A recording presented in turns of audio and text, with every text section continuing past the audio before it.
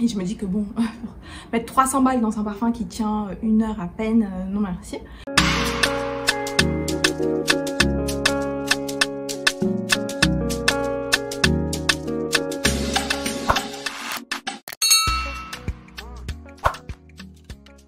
Bonjour à tous, bienvenue ou re-bienvenue sur ma chaîne, je suis Iman et aujourd'hui on se retrouve pour une vidéo parfum, encore parfum. C'est un thème que j'aime beaucoup, apparemment vous aussi vous l'aimez beaucoup et aujourd'hui on va parler des dernières sorties de la marque Kayali, qui est une marque que j'affectionne beaucoup. En fait, si vous remarquez sur ma chaîne, ma première vidéo parfum c'était Kayali et je pense que depuis j'en ai fait 2 autres, donc ça va être ma 4e vidéo sur cette marque que, comme je dis, j'aime beaucoup, que ce soit en termes de sélection olfactive. Ils ont vraiment au total maintenant 10 jus, donc c'est vraiment pas mal, et en termes de prix c'est pas les plus onéreux et ils se trouvent en France chez Sephora ou alors vous commandez sur leur site qui est le site Huda Beauty en fait. Donc aujourd'hui il y en a 2. Les deux sont rouges, donc c'est pour ça que je me suis mise un petit peu en rouge aujourd'hui avec les lèvres rouges. Et j'avais pas fait les lèvres rouges comme ça depuis que j'étais à Dakar. D'ailleurs, si vous avez vu mon vlog ou si vous l'avez pas vu, je vais le mettre là en haut. Là en haut, je sais pas exactement, mais en tout cas je le mets en haut, regardez-le. Franchement c'était un superbe voyage, mais bon voilà, on se retrouve pour une vidéo avec un thème hyper intéressant à mon avis et j'espère que ça va vous plaire. Et n'hésitez pas à me mettre en commentaire si vous avez essayé ces parfums, si vous les connaissez, si vous les avez achetés ou si vous avez des parfums de la marque, d'autres parfums, lesquels vous préférez, etc. J'aime beaucoup, donc on y va. Alors déjà pour ces vidéos parfums, j'ai décidé de les structurer un peu mieux. Donc ce sera en gros en 4 parties maintenant. Je vais d'abord vous décrire le jus, donc pas vous lire les notes parce que pour moi lire les notes c'est pas très intéressant, tout le monde sait lire, il n'y a pas vraiment de valeur ajoutée, mais c'est vraiment partager mon ressenti, ce à quoi ça me fait penser, si ça ressemble peut-être à un autre parfum, etc. En deuxième, j'ai passé sur la longévité, est-ce que ça tient longtemps ou pas longtemps. En troisième, ça va être plus la projection et le sillage. Et en dernier, ça va être des idées de layering, des recommandations de layering à faire avec le parfum en question. Donc le premier parfum que je vous présente, c'est le Eden Juicy Apple. Le voici, qui est sorti, il me semble, il y a 3-4 mois. Et moi, quand j'ai vu même les images marketing, etc., avec la couleur comme ça, rouge, j'ai pensé à une pomme d'amour. Je me suis dit, voilà, ça va être un truc pomme rouge et sucre, pomme d'amour directement. Alors, on va l'ouvrir. Hein. Le flacon est très beau. La couleur rouge pétante comme ça, mais c'est pas opaque, c'est un peu transparent. Donc vous voyez les formats JML, en fait c'est les mini des flacons normaux, des 50 et 100 ml. Donc c'est ça que j'aime, c'est pour ça que moi je préfère vraiment prendre des JML parce que tous les jus ne me plaisent pas. Donc je ne me vois pas investir autant d'argent dedans, même si c'est vrai que Kayali c'est pas la marque la plus chère. Donc Eden Juicy Apple, et vous voyez que c'est écrit 01. Donc les numéros qu'ils mettent chez Kayali en général, c'est le nombre de formules qu'ils ont essayé avant de la valider, c'est le numéro de la formule. Là, le fait que ce soit 01, je ne sais pas si c'est une bonne chose et vous allez comprendre plus tard. Donc comme je disais, moi je m'attendais à quelque chose qui soit comme une pomme d'amour. Sauf que quand j'ai... déjà, je vais pas vous cacher, j'ai regardé des revues avant de l'acheter. Et vraiment, je suis déçue. Je suis très déçue parce que c'est vrai que Kayali, pour moi, c'est une marque qui fait, même dans tout ce qui est sucré, ils apportent toujours une dimension avec une certaine profondeur, une touche un peu orientale à leur fragrance, à leur parfum. Mais là, je trouve que c'est vraiment le parfum le plus linéaire qu'ils aient fait. C'est vraiment, les gens disaient, c'est comme un body mist, mais c'est vraiment ça. C'est un body mist, c'est-à-dire que vous avez vraiment l'odeur de pomme et de fruits rouges, c'est tout ce qui reste. Le reste, on ne le sent pas, le musc, la vanille, moi je sens rien de tout ça. Même le litchi, je le perçois pas vraiment. C'est vraiment un parfum qui est fruité, mais ça s'arrête là, quoi. Il n'y a pas de profondeur, il n'y a pas de densité. Le parfum n'évolue pas, il reste linéaire du début à la fin, en tout cas pour moi. Et moi, dès que je l'ai mis, déjà, bon, peut-être aussi parce que j'avais cette idée en tête, mais dès que je l'ai mis, ça m'a fait penser automatiquement à ce body spray que moi j'ai et que je kiffe depuis des années de chez Bath Body Works. Il s'appelle Be Enchanted, donc vous pouvez voir, c'est vraiment mon préféré de chez Bath Body Works. Je pense que j'en suis à ma 3e ou ma 4e bouteille depuis que je le mets depuis 2016. Vous voyez, il est à la fin, mais j'ai au moins 1 ou 2 bouteilles en stock tellement je l'aime. Mais j'ai même envie de vous dire que celui-là a plus de profondeur que le Kayali. Il est plus intéressant. Et celui-là, il est pareil, c'est un fruité, mais très fruit rouge. Et pour moi, enfin, dès que j'ai mis ça, c'est à ça que j'ai pensé. Et c'est pas pour dire qu'il soit exactement pareil, etc. Parce que je suis même sûre que si vous allez chez Bath Body Works notamment et que vous cherchez des body mist pommes, vous allez en trouver un qui est certainement plus proche que ça. Et si vous recherchez sur d'autres vidéos, je suis sûre qu'il y en a qui le mentionnent. Mais vraiment, j'ai pas du tout été impressionnée. En termes de longévité, pareil, comme je dis, même mon body mist Bath Body Works, il performe mieux, quoi. En termes de longévité, au bout de 1 heure, je sentais pas beaucoup. Et voilà, moi quand je teste, je fais 10 sprays comme ça, je vais pas trop haut mais pas trop bas non plus. Je fais 10 sprays en général, 6 sur le corps, donc les pulse points là, là et là, donc de chaque côté. Et 4 sur les vêtements parce que je sais que sur les vêtements ça tient mieux. Mais là en termes de longévité, franchement au bout de 1 ou 2 heures je le sentais plus, c'était vraiment une odeur de peau. Et en termes de projection et de sillage, ce que je fais c'est que vu que je travaille de chez moi et qu'en général quand je les teste c'est pas forcément là que je sors avec. Donc ce que je fais c'est qu'en général quand je teste des parfums comme ça, comme je les mets sur mes vêtements, je les accroche dans ma chambre. Et en général, c'est ce qui me permet de voir si ça a une bonne projection. Et là, franchement, je le sentais pas, quoi.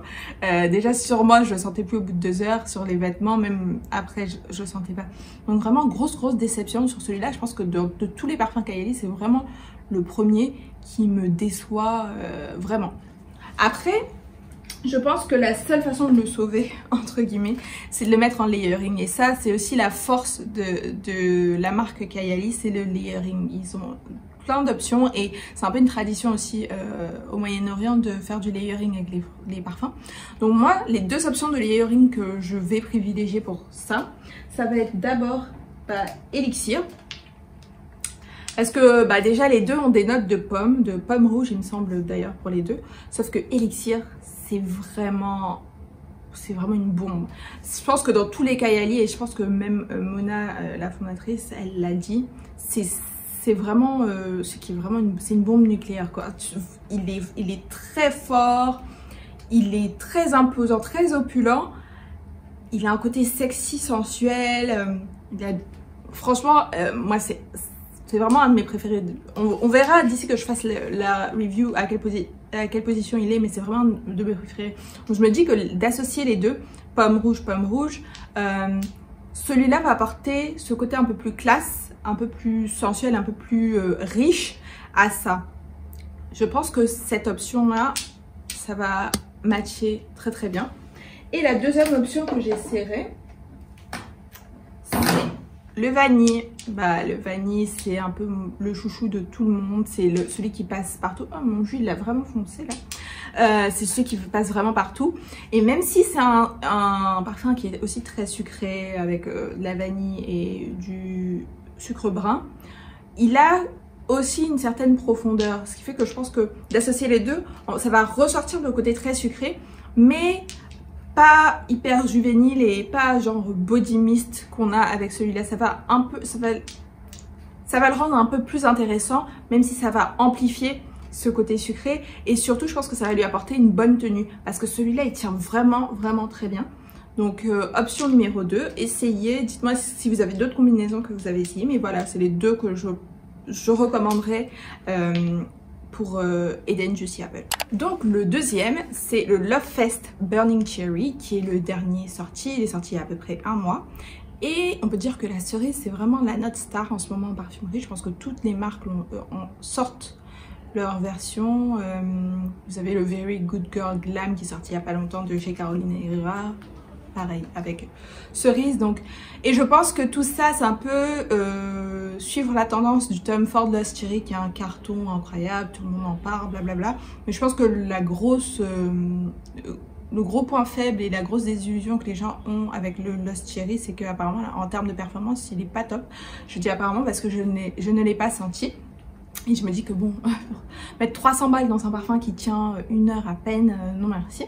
Donc je pense que beaucoup d'entre nous, quand on a vu Kayali et Cerise, on s'est dit ok, peut-être c'est un dupe de Lost Cherry, hyper intéressant, etc. Donc moi, ce que j'ai entendu, comme je vous dis, j'ai jamais senti le Lost Cherry de Tom Ford, mais les gens disent que l'ouverture de Burning Cherry est similaire à celle de Lost Cherry. Ça rappelle Lost Cherry, mais après ça part dans des directions complètement différentes. Donc là vous êtes sur un rouge qui est un peu plus bordeaux, un peu plus foncé, donc qui rappelle un peu du coup une cerise, mais moi en fait voilà, moi l'idée que je me suis faite du parfum, pardon, quand j'ai entendu le nom, c'est, vous voyez, une cerise qui brûle, quoi. Voilà, une cerise un peu riche mais qui est sur un feu.